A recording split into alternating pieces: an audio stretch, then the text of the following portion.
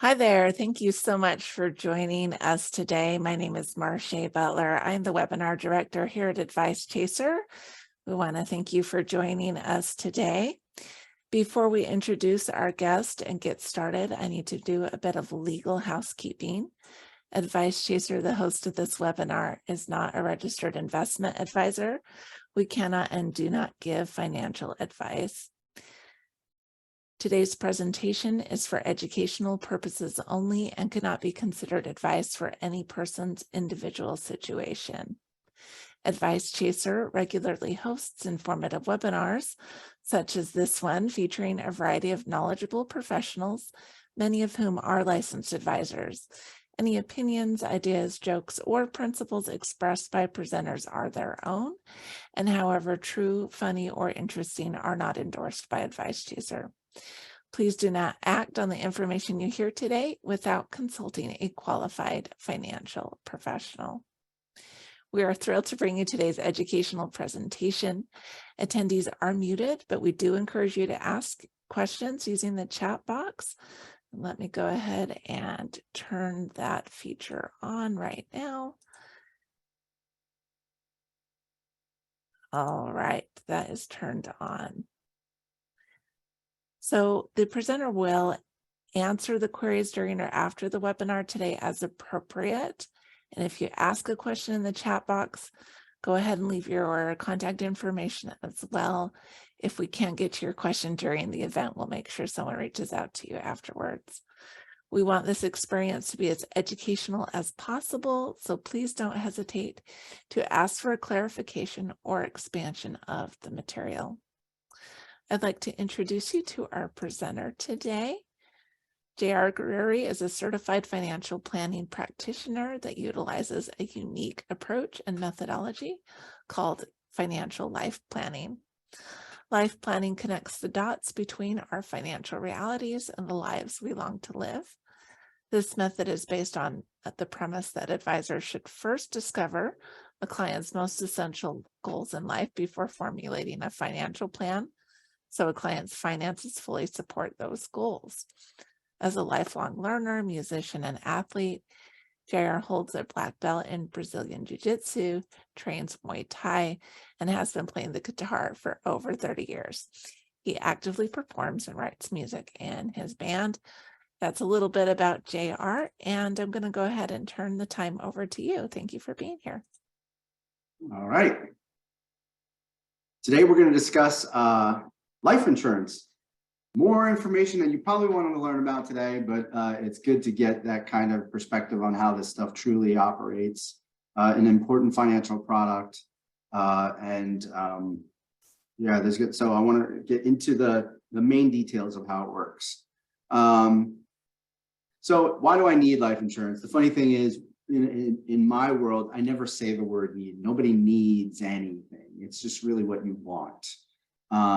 You want to have a conversation about life insurance because you want to be clear on what you want to have happen. God forbid you pass away early and leave the planet, right? And so typically we are providing for those who depend on us. Typically we're talking about children, okay?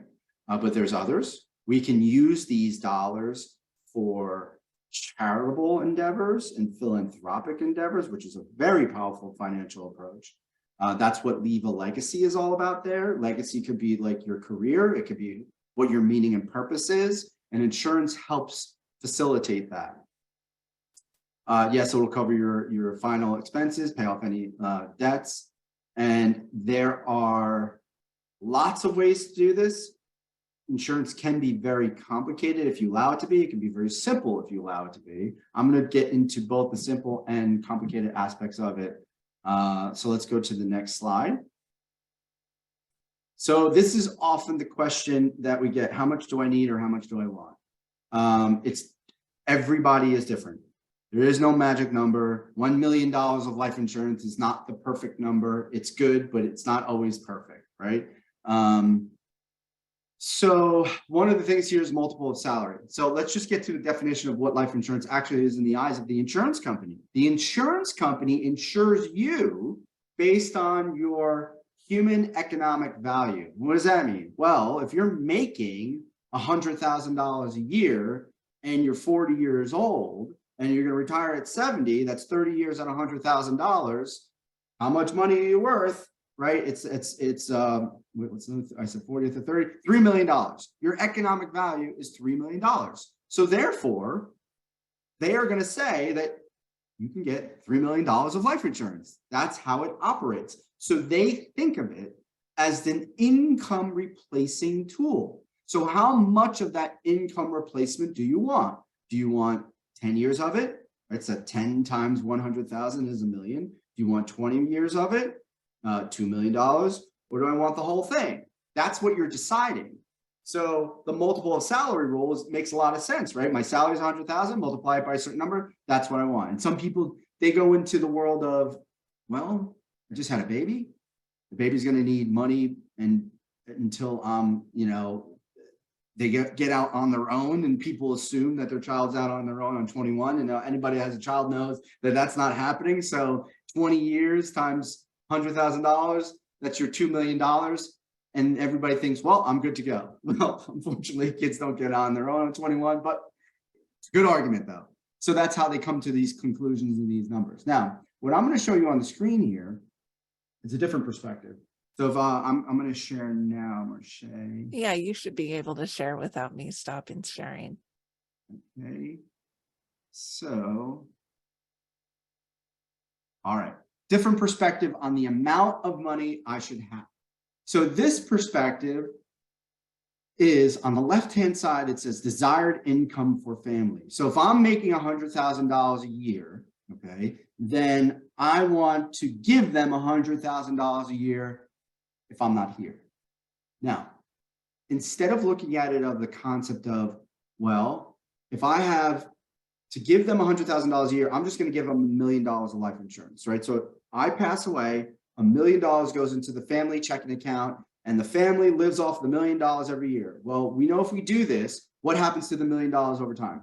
Down, down, down, down, down, down, down. Eventually, we run out of money. So another way of doing it, a strategy, is I can invest the $1 million. Now, we're not going to be crazy here. We're not going to be cowboys and cowgirls. What we're going to do is we're going to invest in very safe financial products, and we're going to assume that we can earn 5% per year on average. Not hard to do, especially in this economic environment. So if I take 5%, I need $100,000, and I don't want my family to run out of money over the rest of their lives, I would need $1.9 million of life insurance so they can get $100,000 a year, not run out of money, live off the interest and dividends and so forth, and they will feel safe, right? Now, if I need only $50,000 of money per year, then I only need $990. If I need $200,000 per year, then I need 3.9. So there's a calculator playing around with things, right? If I can earn 6% in the market, I only need 3.3. So as I change the numbers around, we're starting to see, oh, there's a mathematical approach or a strategy to figuring out how much money I should get in terms of coverage. All right, let's go back to your Vice Chair's presentation, please. Okay, so we got that. How much do I need or want? Next slide says, what are my options? Term insurance and permanent insurance. Life insurance typically is separated into two categories, term and permanent. Term, meaning that I have it for a term of times and then it ends. Permanent, meaning that the life insurance stays with me forever until I pass away. Okay, next slide.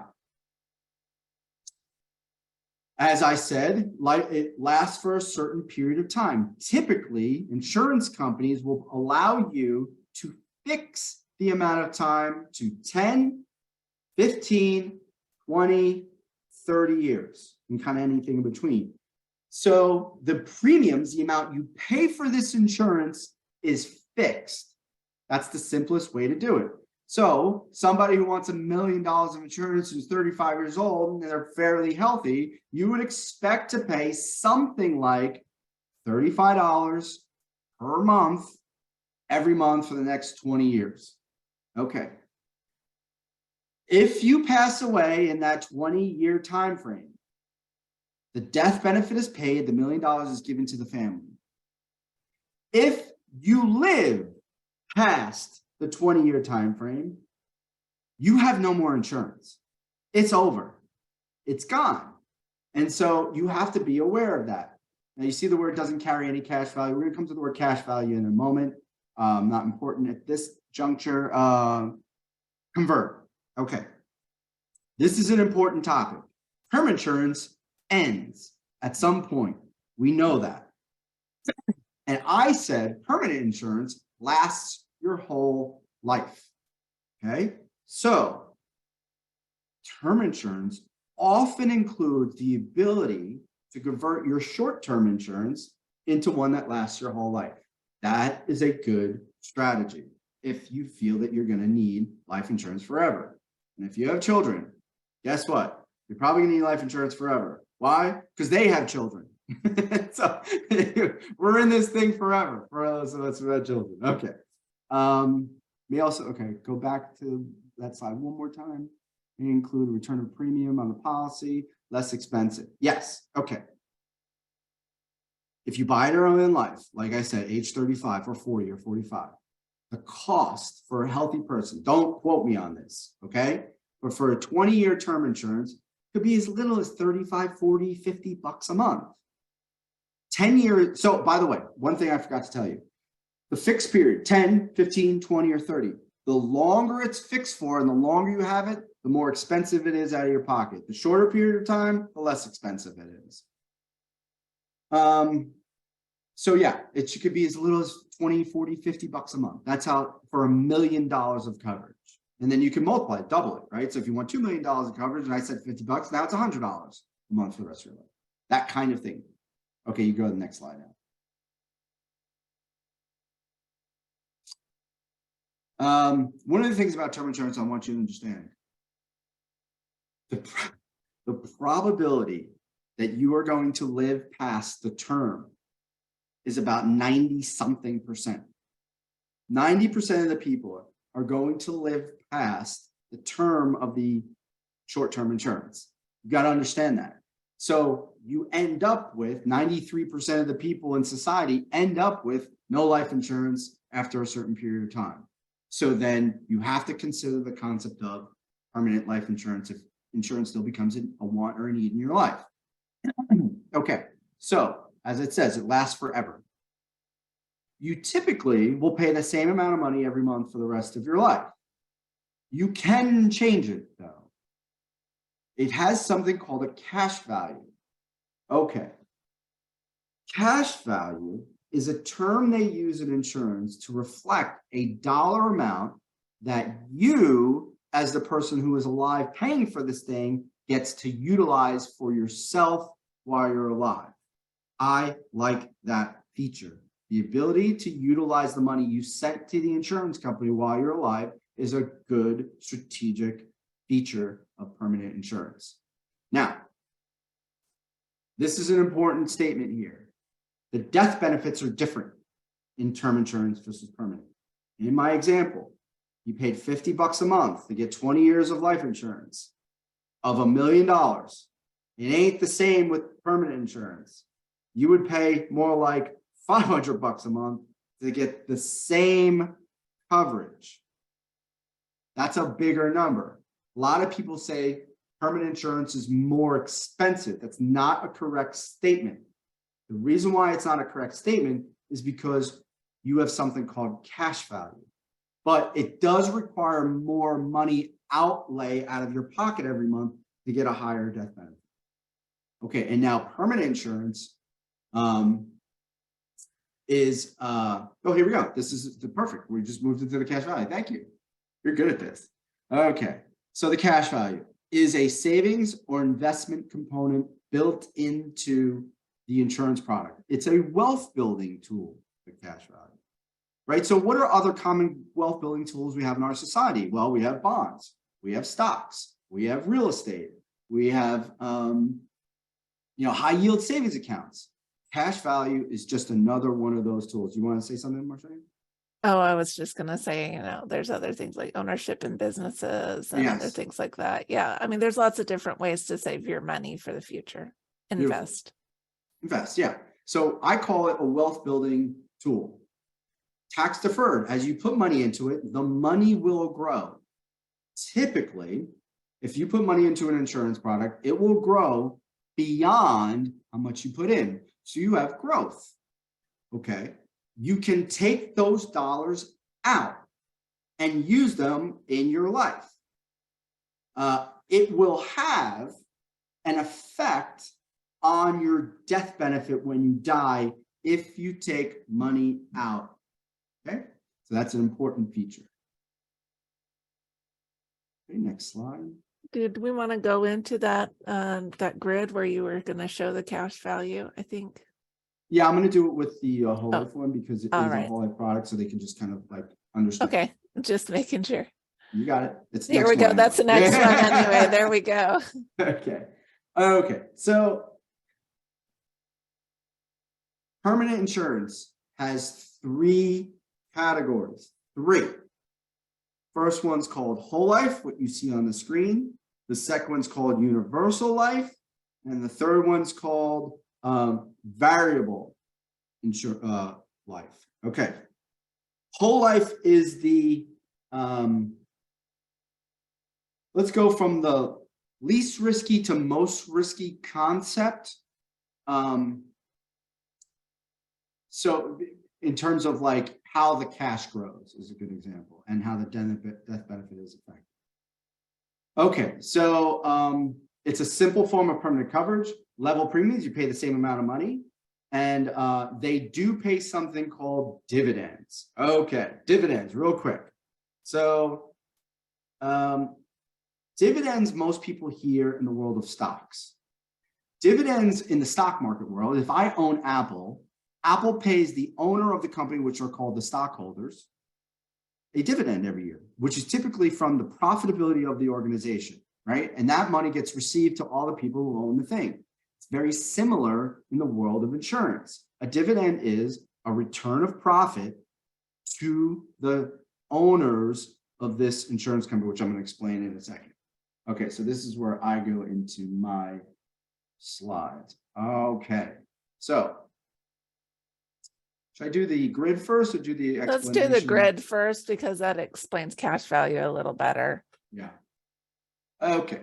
So if you walk into the office of a life insurance representative, what they're going to do is they're going to provide you with this ledger.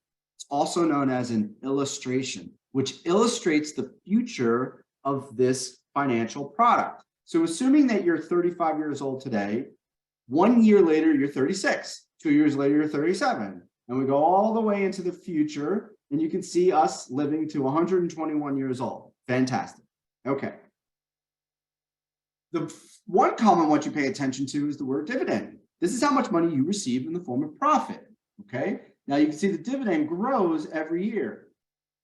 By the time I'm 70 years old, assuming I retire at 70, I'm just making this up, the dividend has increased to about $11,000 per year and continues to grow into the future. That's the profit that you make. All right, now the word premium. So I'm assuming that somebody at 35 years old has it in their wealth building budget. Remember, it's part of your savings plan.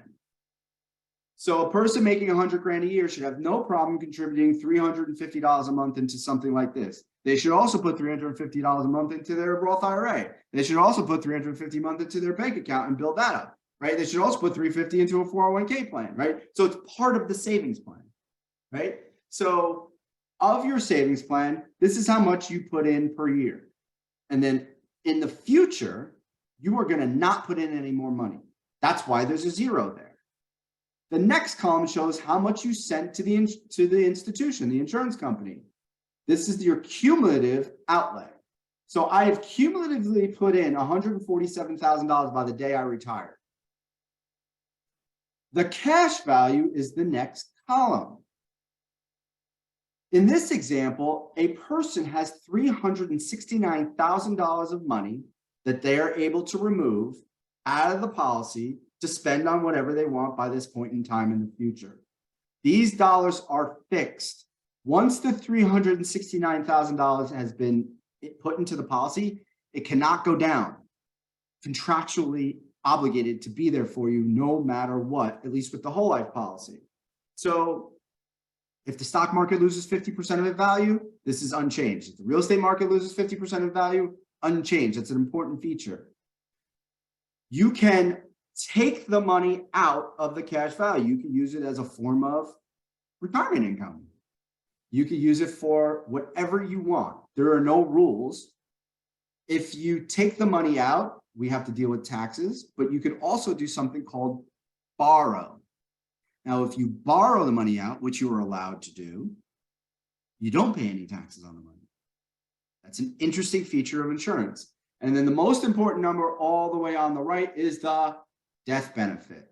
So when I get to my 70 years old, I have $577,000 of death benefit. So if I pass away and leave the planet that year, my family gets the 577. Now, this is an important feature to understand. If you decided to take money out that year, and the example I'm going to give is that when we're 70 years old, we're done. We're buying a yacht for $300,000. We're getting a $300,000 yacht. So I'm going to borrow the money out, tax-free, get that money. Now I have a $300,000 yacht, and I am sailing the oceans. And then I fall off the boat by myself, bad driving skills, and now I pass away in my journey here. What happens? 577 goes to the family, minus the 300-something thousand dollars I spent on the yacht. So they get, two and change. Don't forget, the yacht's still sitting in the ocean. So you go grab that thing because it's worth 300,000. You still have the yacht though. That's sort of the way it works. Is that clear, Marche? Yeah, I had a question that maybe other people will have. Why do you stop paying premiums after age 70? I see the premium goes to zero. So insurance is created and designed by you, the customer. Okay, now, if it was me and I'm 35 years old, I'm probably going to retire at age 70, like I did, right? I don't need an extra expense in my life, right? I'm retired. I got to keep my expenses as low as possible. So I've designed the financial product to stop taking money out of my checking account and let it move forward into the future without me paying any more money into it. Now, if you said to me, JR, I'm retiring at 60 years old, there'd be a zero here at 60. Okay. But don't expect to have $369,000 in that time frame by age 70 because you didn't put those $4,000 per year into it, right? Likewise, I could pay this thing all the way forever. If it's in the budget, you'll just have a higher death benefit and higher cash value as time goes on, right? This is a way to design it. There's all kinds of ways. You can make a life insurance policy be paid off in 10 years and done and never have to make another payment again. You have life insurance for the rest of your life. You have 20-year ones. So there's all different ways of doing it. So it's just your choice. You design it with your life insurance rep. Okay. All right. Thank you. That explained it. Thank you. All right. So now let's go into another explanation of how whole life works and insurance in general. So it says here, millions of people and corporations around the world own whole life insurance with trillions of dollars paid into its foundation. It's popular because it helps people protect, there's that word, economic life value. Remember how much money you make per year, every year into the future. Giving you an immediate legacy, the guaranteed payment feature, which you talked about, the guaranteed cash value, which we talked about, the tax advantages, creditor protections and interesting, varies by state, but if you get sued in many states, the cash value and death benefit is protected against lawsuit. A lot of people don't know that. And there you go, an opportunity for some retirement income. Now check this out. People typically don't understand how insurance works. And I'm going to do a very simplified, overly simplified. It's way more complicated than this, but it makes a little bit of sense. So it says here, millions of people are paying into insurance, right? So this is my little arrow I'm drawing with my millions of dollars being paid into who? The insurance company. So here's my insurance company. Okay. So now they got these dollars, which is like trillions of dollars, by the way. And what do they do with those dollars that they take inside their piggy bank? Well, they invest it. I stands for invest. Now, These things are managed by the state. Every state mandates how these dollars are invested. A major portion of the dollars are invested in safe financial products, such as things like government-backed bonds. And they do allow the institution to invest in things like stocks and banking, but most of it's mandated by the state to be in safe financial products. That's what you want. Now, therefore, those trillions of dollars that they hold there are earning interest, and that's a lot of money in interest. Okay, now, here's where I go into insurance in general. Let's use Geico as an example of how that works. Geico is a great example because everybody knows who Geico is because of the best marketing car insurance company in the world, right? And so if we think about this, are millions of people today sending in premium payments to Geico? Of course they are, right? And so Geico holds these dollars. Now, question, does everyone who sends in a check that year, in that year, get into a car accident with Geico? Of course not. Probably a select few do. So who pays for the few people that got in the car accident? The answer is everyone else pays for it. That's how insurance works. Everybody else, large amounts of people, are paying for the few that need it. So in life insurance, it's the same thing, right? Many people are sending in a check, but does everybody die? No. So the death benefits, DB, death benefit, DB, is for the families that survived for the one person that passed away. All right, now that leaves the pile of money. So money goes in, they pay the death benefit. Then the CEO needs her salary, right? We have the cost of running the business, the software and everything. So the cost of running the business comes out of the pile of money. Then what else needs to happen? The institution needs to be profitable. It is not a charity. It's a profitable institution. They have to generate profit every year or they'll fail. And if they fail, that would be bad because all these people would be out the death benefit. That's bad business. The state does not allow that.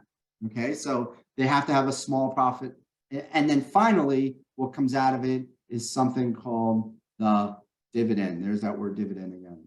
Now, the dividend is what? Well, if there's profitability and there's money left over, because of what did they do? Well, the CEO did a good job and she didn't run the business into the ground, right? And she kept the business having a surplus. If there's money left over, they pay it to who? Well, we know in the stock world, they pay it to the stockholders, but in the insurance world, they pay it to the owners. Who are the owners of the company? Policyholders are the owner of the company when we're dealing with something called mutual insurance companies, right? And so everybody's heard the term mutual. They didn't know what it means. It means we mutually own the company as the policyholders. Now, there's also stock companies out there, but typically you're using whole life is going to be in the world of mutual insurance companies. And they work really hard to make sure that there's money available for a dividend.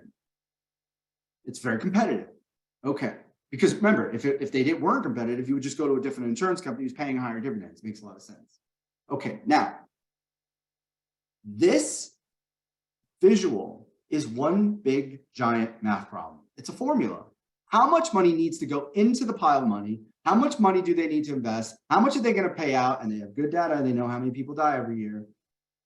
How much is going to cost to run the company? What is the profit we need to survive? And then how much can we pay these people in dividends? This is all done via science. The science is called actuarial science. Insurance companies utilize actuaries to run the math necessary.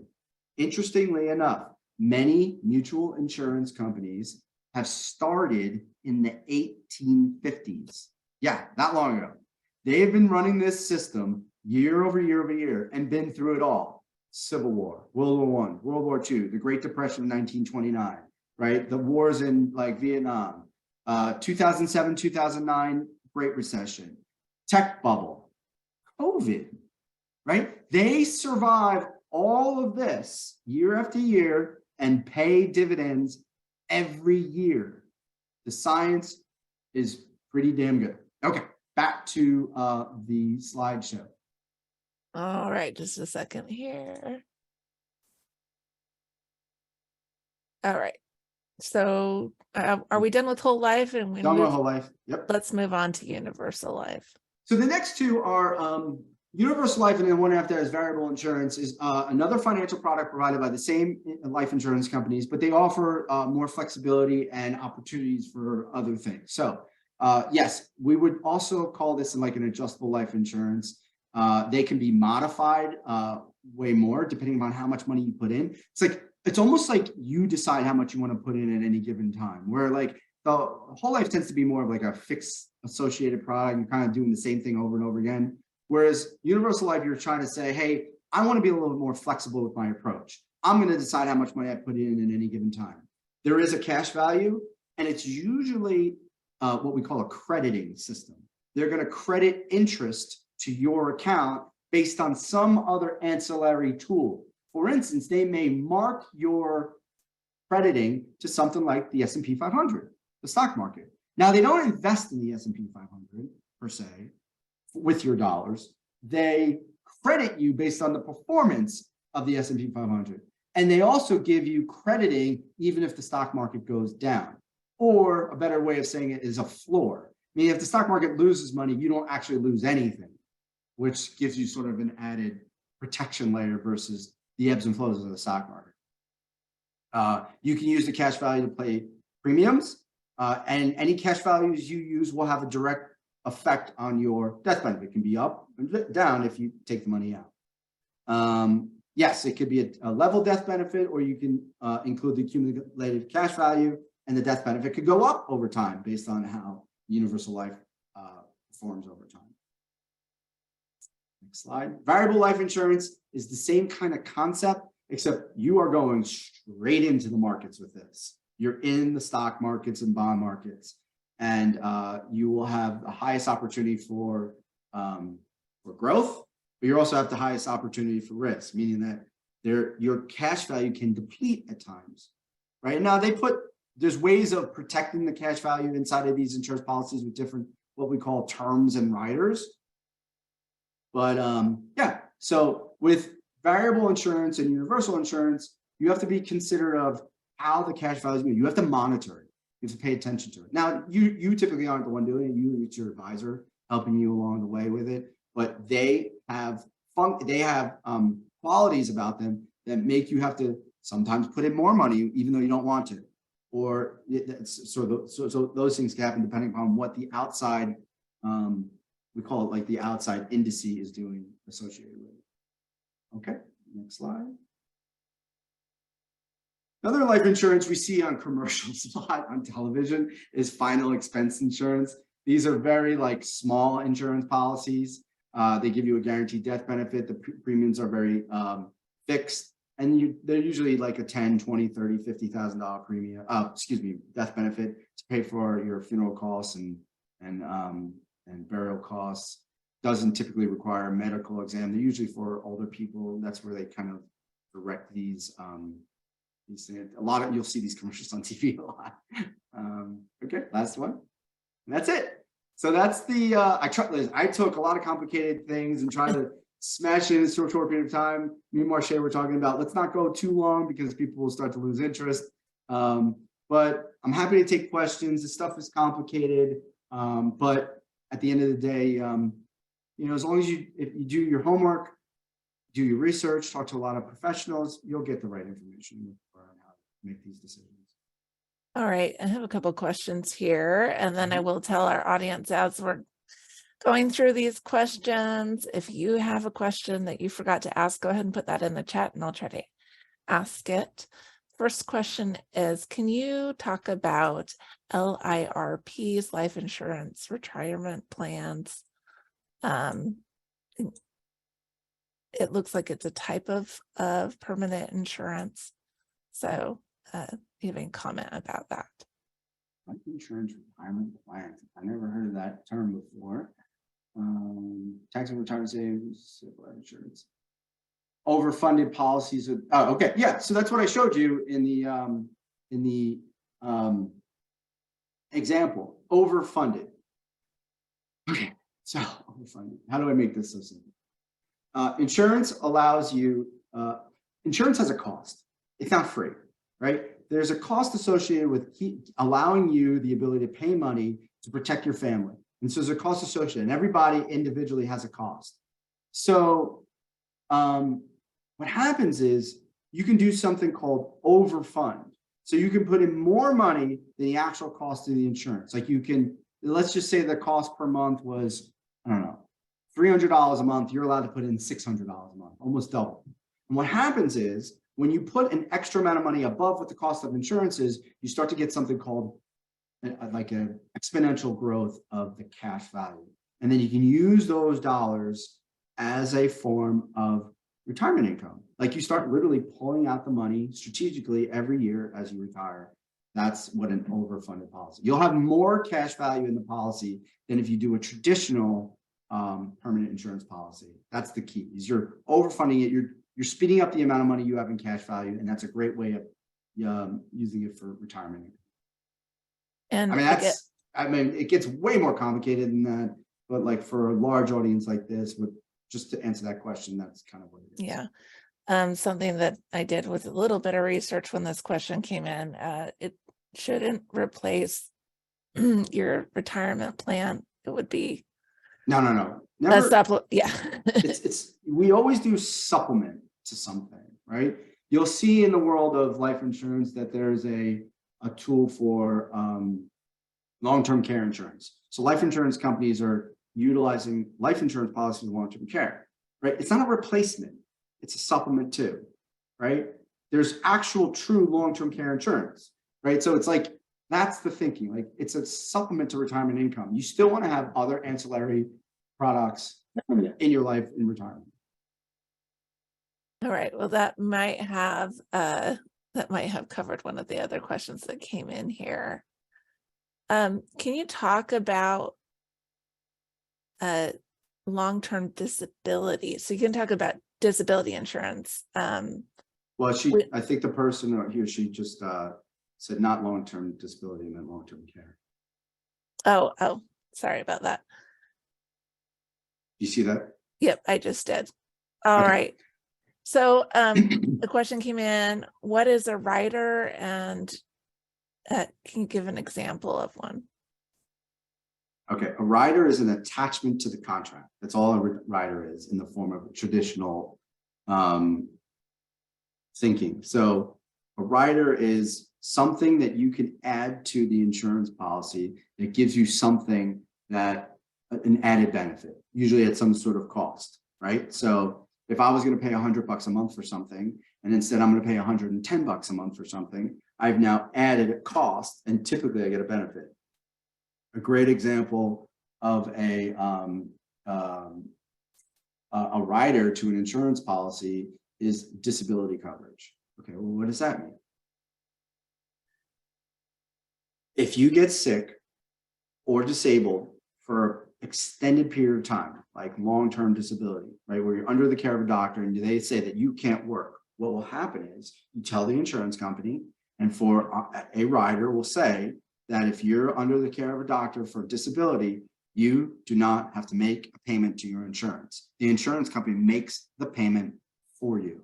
That is what we call a rider. And you can use it for the disability aspect of it. You can use it for long-term care is another rider that sometimes gets attached to insurance products, right? So it'll say something like, well, you can take a portion of your death benefit. So if you have $1 million, a portion of it could be used for long-term care insurance needs, right? And that could be like a tax efficient way of paying your long-term care, as opposed to having to liquidate a stock or bond portfolio. And if you're needing those cares, you can use those dollars, usually a tax efficient way. And that's what we call a rider. It's an attachment to the normal base contract to give you an added benefit. Typically you would pay more money. All right. This is just a question in general about if you have a policy, this person put, I have an accidental death and dismemberment policy I bought over 30 years ago.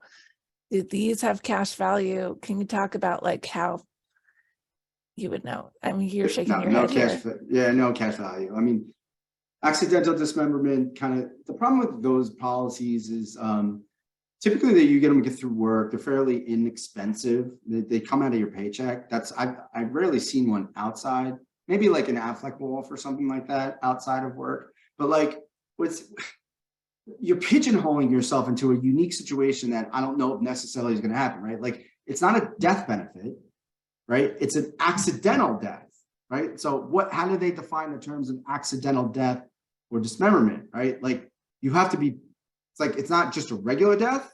Like how are they defining that? So I don't love that concept. I mean, it's more money to the family if that event does happen. It's like, so like for me, it's like, it's like most people ask me about accidental death and dismemberment when they're doing their annual benefits at work, right? I read the terms of the dismemberment and the accidental death to them and say, hey, look, these are the rules by which you get your family gets compensated if this happens to you. And then do you want to pay money for that unique situation?